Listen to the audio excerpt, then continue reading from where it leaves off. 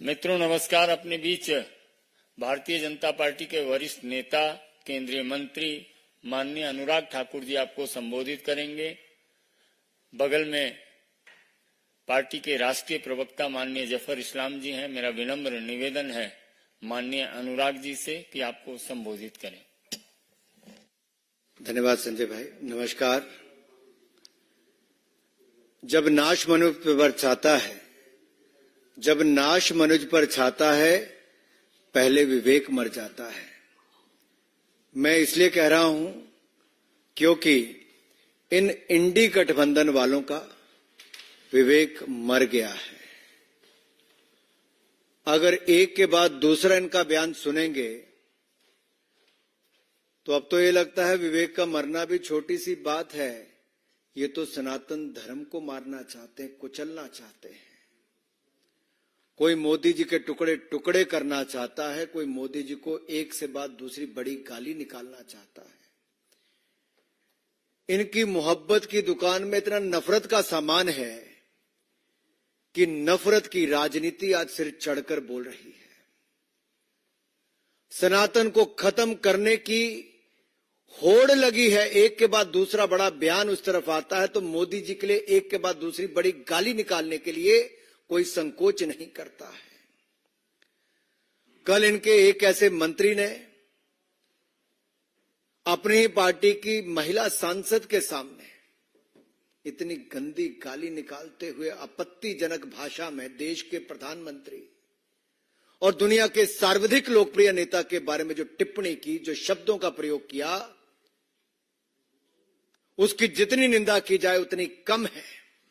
लोकतंत्र में ऐसी भाषा के लिए कोई स्थान नहीं है और दुनिया के सर्वाधिक लोकप्रिय नेता के लिए, देश के माननीय प्रधानमंत्री के लिए, 140 करोड़ की जनता के द्वारा चुने गए प्रधानमंत्री पर इस तरह की टिप्पणी करना ये आपत्तिजनक भी है, शर्मनाक भी है और इस पे माफी पूरे इंडी गठबंधन को मांगनी चाहिए। लेकिन घमंडियों का घमंड और अहंकार सिर चढ़ के बोल रहा है। खड़गे जी चुप करके बैठे रहे। मेरा खड़गे जी, राहुल जी, सोनिया जी से सवाल है, क्या संरक्षण आप ऐसे लोगों को दे रहे हो जो सनातन को कुचलने की बात करते हैं, मोदी जी को गाली निकालते हैं, टुकड़े करने की बात करते हैं, सिर फोड़ने की बात करते हैं और अभद्र भाषा का प्रयोग करके गाली निकाल के करते हैं।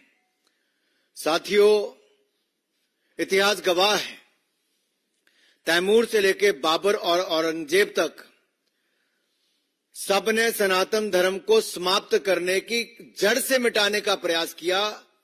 ना सनातन को कोई खत्म कर पाया था, ना कोई कर पाएगा। मोदी जी को भी जितनी बार इन्होंने गाली निकालने का काम किया, हिंदुस्तान की जनता ने उतना ही बढ़ चढ़कर प्रेम दिया है। गुजरात से लेकर देश के चुनाव तक जब जब इन्होंने मोदी जी को गाली निकाली है, जनता ने उतना ही प्रेम और प्यार बरसाया है।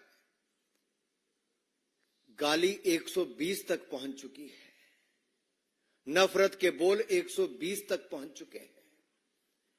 आप कल्पना कीजिए, 120 बार एक के बाद दूसरे ये गोरख धंधे वाले, गंदे काम करने वाले लोग जो भ्रष्टाचार के चलते एक के बाद दूसरे छिपे हैं। आप जब देखिए, भ्रष्ट यूपीए का चेहरा हटाकर ये आए थे तो उन्होंने जनता को भ्रमित करने का प्रयास किया। इनका कहना क्या था? ये कहने आए थे हम डेमोक्रेसी को बचाएंगे, लोकतंत्र खतरे में है। अरे मैं कहूंगा डेमोक्रेसी नहीं, करप्शन खतरे में है। डेमोक्रेसी नहीं, अपीसमेंट खतरे में है। डेमोक्रेसी नहीं, एंटी सनातनी खतरे में है। डेमोक्रेसी नहीं, कमीशन खोरी खतरे में है। डेमोक्रेसी नहीं, कट मनी वाले खतरे में है। इनके लिए डेमोक्रेसी में सी करप्शन है, इंडी गठबंधन वालों के लिए, बट हमारे लिए सी कमिटमेंट है, सी कॉम्पिटेंस है, सी कैपेबिलिटी है और सी क्लैरिटी फॉर विकसित भारत है। यही अंतर है इनमें और हम में। ये भ्रष्टाचारी को बचाने को कहते, लोकतंत्र को बचाना है। ये कल तक जब शराब घोटाले के आरोप अरविंद केजरीवाल पर लगाते थे, वही कांग्रेसी आज उनकी जेब में जाकर बैठ गए हैं, उनकी गोद में जाकर बैठ गए हैं। क्यों राहुल गांधी जी की जुबान बंद हो गई, कांग्रेस नेताओं की जुबान बंद हो गई? क्या मजबूरी है? केजरीवाल के साथ रहना जरूरी है? अरे पंजाब में 21 लोग नकली शराब पीकर मर गए मुख्यमंत्री के गृह में। एक शब्द किसी कांग्रेसी नेता की जुबान से नहीं निकला।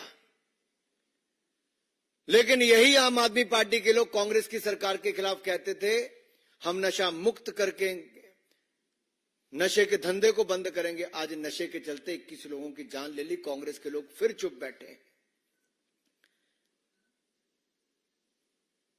ये यूपीए का चोला उतारकर इंडी गठबंधन जो बनाया, घमंडी गठबंधन जो बनाया है, साफ नजर आता है कारनामे वही हैं, करप्शन वही है, भ्रष्टाचारी वही हैं, केवल चेहरा नया लेकर आए हैं, लेकिन जनता सब जानती है। मेरा निवेदन आप सबसे रहेगा कि सवाल पूछिए, मैं आपके मन से सवाल पूछ रहा हूं राहुल गांधी जी से, ये नफरत की दुकान कब तक चलाओगे राहुल गांधी? नफरत का और कितना सामान भरा है राहुल गांधी जी? पहले आप देश के टुकड़े करना चाहते थे, आज मोदी जी के टुकड़े टुकड़े करना चाहते हो। कितनी नफरत भरी है। पहले टुकड़े टुकड़े गैंग के साथ जाकर खड़े हो जाते थे, आज टुकड़े टुकड़े वालों को अपनी गैंग में शामिल करवा लेते हो।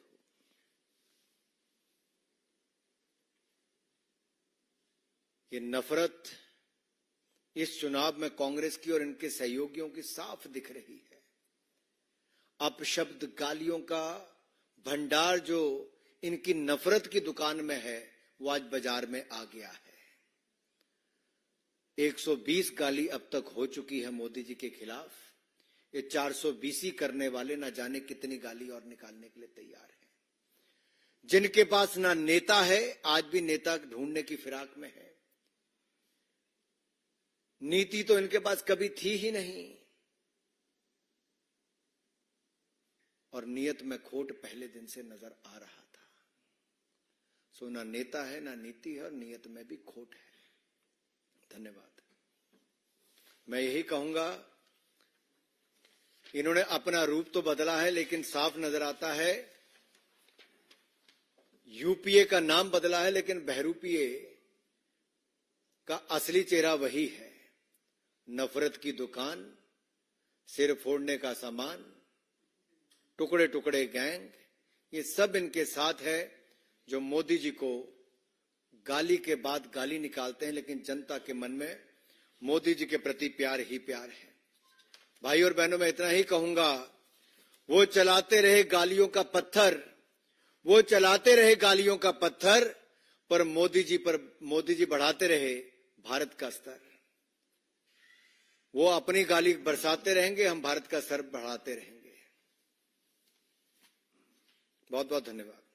कोई प्रश्न? विनीत टीवी 18। अरे भाई रुक जाइए। विनीत टीवी 18।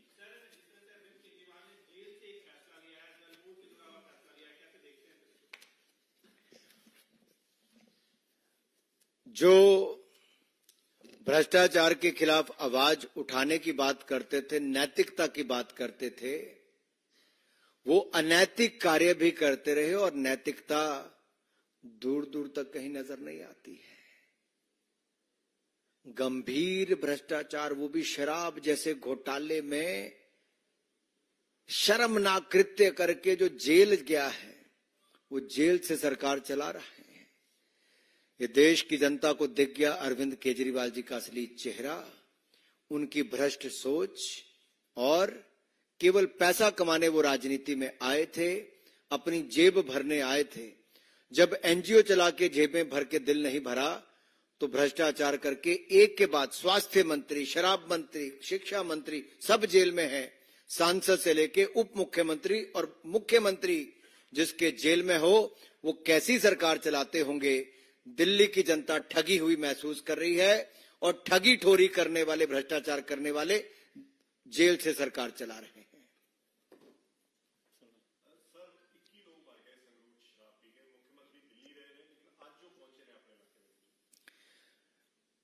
ਜਿਹੜੇ ਪ੍ਰਦੇਸ਼ 21 ਲੋਕਾਂ ਦੀ ਜਾਨਾਂ ਚਲੀ ਜਾਣ ਸ਼ਰਾਬ, ਨਕਲੀ ਸ਼ਰਾਬ ਪੀ ਕੇ,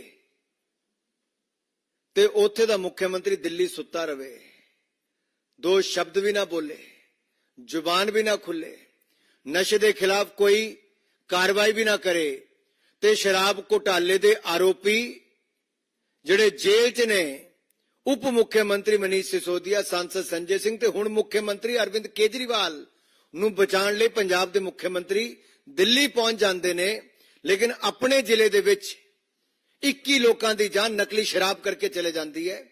नशियां दे व्यापार नूं बढ़ चढ़ के समर्थन मिलदा है, इन्हां दी सरकार संरक्षण दिंदी है ते इन्हां दा पंजाब दा मुख्यमंत्री दिल्ली आके सुत्ता रहिंदा है, उत्थे लोकां दी जान चली जांदी है। सवाल है कि सुत्ती सरकार पंजाब दी ते जेल तो चलदी सरकार दिल्ली दी कि देश की जनता नूं मंजूर है। कल तक जो रिमोट कंट्रोल वाली सरकार कही जाती थी पंजाब से चलने वाली, वो पंजाब के मुख्यमंत्री भी दिल्ली आ गए। अपने राज्य में, अपने जिला में 21 लोग शराब पी के मर गए, नकली शराब पी के। ये दिखता है पंजाब की सरकार सोई है। पंजाब की सरकार में नशों के व्यापारियों को संरक्षण मिल रहा है। जो पंजाब में समर्थन मिल रहा है शराब घोटाले के मुख्य आरोपी किंग पिन अरविंद केजरीवाल को, हम तब भी कहते थे अरविंद केजरीवाल किंग पिन है, और आज ईडी ने भी कहा है अरविंद केजरीवाल किंग पिन है, और शराब घोटाले के किंग पिन आज जेल में है। लेकिन दुर्भाग्य यह है कि घमंड और अहंकार इतना कि जेल से ही सरकार चला रहे हैं।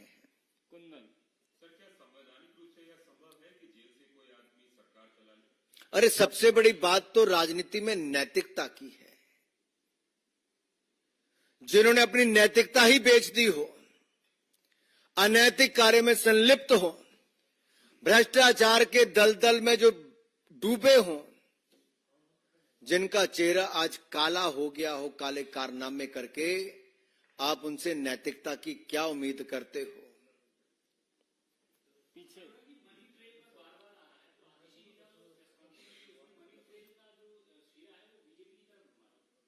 मैं इतना ही कहता हूं, जब इनके पास कोई उत्तर नहीं बचा तो इसी तरह के आरोप लगाएंगे। इनको जवाब देना है भ्रष्टाचार क्यों किया, ऐसी कौन सी मजबूरी थी कि शराब दलाली करनी जरूरी थी, ऐसी कौन सी मजबूरी थी कि साउथ की नेता से भी, वहां के व्यापारियों से भी करोड़ों रुपए की दलाली जरूरी थी, ऐसी कौन सी मजबूरी थी कि गली गली में शराब की दुकान खोलनी जरूरी थी, ऐसी कौन सी मजबूरी थी कि स्वास्थ्य के साथ साथ शराब की दलाली भी जरूरी थी।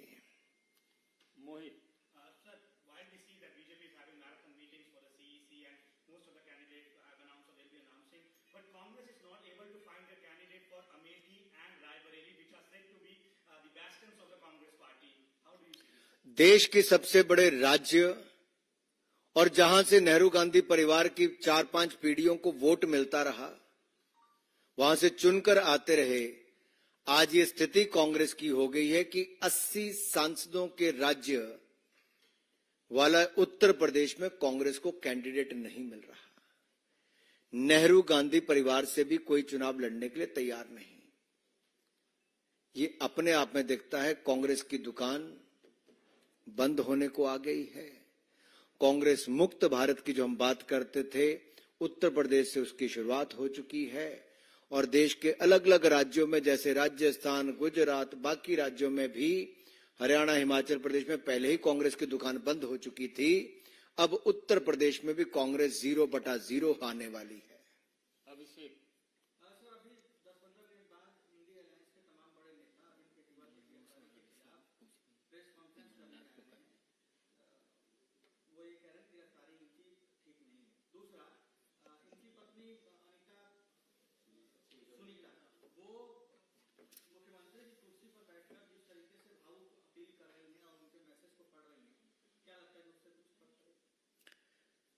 संविधान बनाने वालों का चित्र पीछे लगे था, लेकिन संविधान को कुचलने का काम हो रहा है।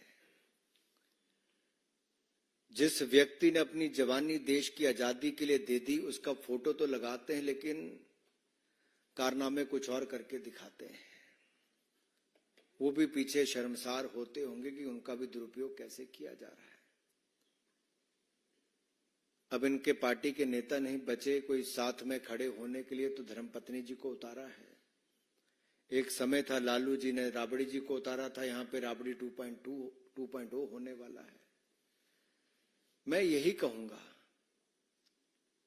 जवाब आपको ये देना है कि भ्रष्टाचार करने वाले अरविंद केजरीवाल जी, कांग्रेस ने स्वयं एक नहीं अनेक बार उनके ऊपर और शराब घोटाले के ऊपर आरोप लगाए अरविंद केजरीवाल के ऊपर। मेरा सीधा सवाल खड़गे जी और राहुल गांधी जी से यह है, क्या वो अरविंद केजरीवाल को निर्दोष मानते हैं? क्या वो भ्रष्टाचार के खिलाफ कार्रवाई करने को बंद करवाना चाहते हैं? क्या वो ये घमंडिया गठबंधन में भ्रष्टाचारियों का जो मेल हुआ, ठगबंधन जो हुआ है, उसके लिए इतना नीचे गिर गए हैं कि आज आरोपियों के साथ आकर मंच पर खड़े हो गए हैं? सवाल यह है कि क्या कल तक अरविंद केजरीवाल दूसरों को क्लीन चिट देते थे जो जेल में हैं, वो आज भी 1.5 साल से जेल में ही है, और क्लीन चिट देने वाला आज खुद जेल में और गिरफ्तारी में है। अब ये जो दूसरे उनको क्लीन चिट देने वाले आए हैं, मैं देश की जनता को बता दूं, ये भी अधिकतर लोग बेल पर ही हैं। सोनिया गांधी जी भी, राहुल गांधी जी भी, लालू प्रसाद यादव जी और ऐसे अनेक नेता आज बेल पर हैं, और जेल वालों को ये भी क्लीन चिट देने आ रहे हैं। ये देश का लोकतंत्र बचाने की बात